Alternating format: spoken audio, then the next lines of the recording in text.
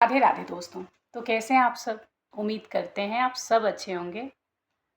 तो आपने ये कहावत तो सुना ही होगा कि जैसे को तैसा, जब तक नहीं मिलता उसे समझ नहीं आती। तो आइए इसी पे एक कहानी कह के सुना दें आपको। एक गांव में एक बूढ़ी अम्मा रहती थी। बूढ़ी अम्मा बहुत झगड़ालू किस्म की थी, लेकिन उनको भगवान की दया से एक पुत्र था। पुत्र बहुत पढ़ा लिखा था, अधिकारी पोस्ट पे था, तो उसके लिए एक से एक रिश्ते आते थे।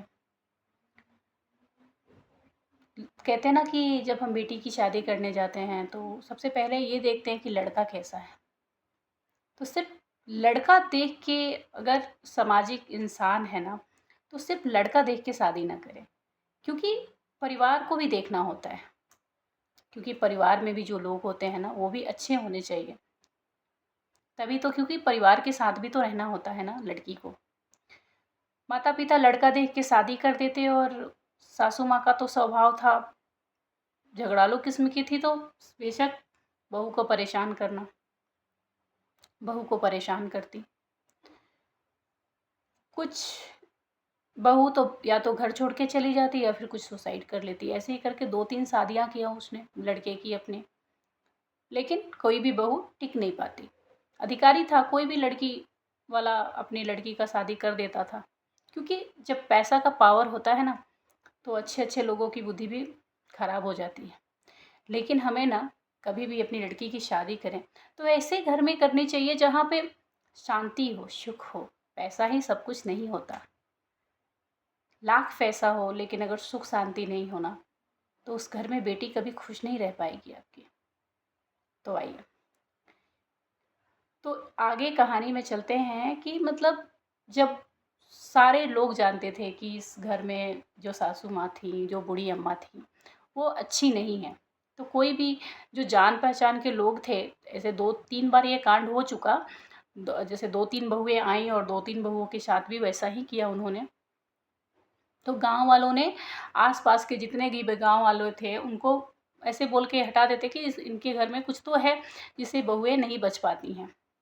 इनके लड़के की 2-3 शादी हुई है, लेकिन वो कोई भी बहू आज तक मतलब या तो जिंदा नहीं है या फिर यहाँ घर छोड़ के चली गई है।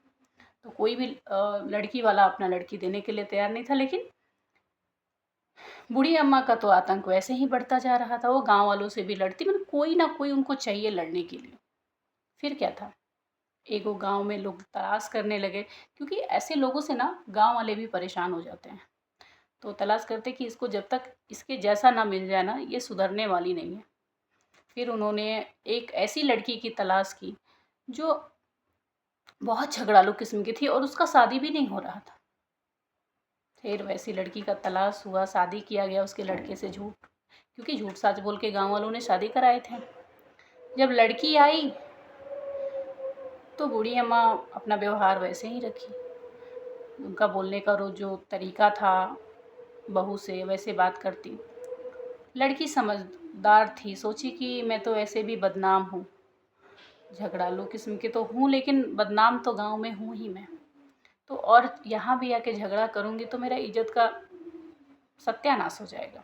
फिर वो बूढ़ी अम्मा जब बोलती तो वो चुप रहती है। जैसे ही बूढ़ी अम्मा चुप होने के कगार थक जाती बोलते बोलते, तो वो धीरे से, पहले के ज़माने में ना ये मिक्सी नहीं हुआ करते थे, वो सिलवट्टा हुआ करता था जिसपे लोर मतलब हम लोग मसाला पीसते हैं।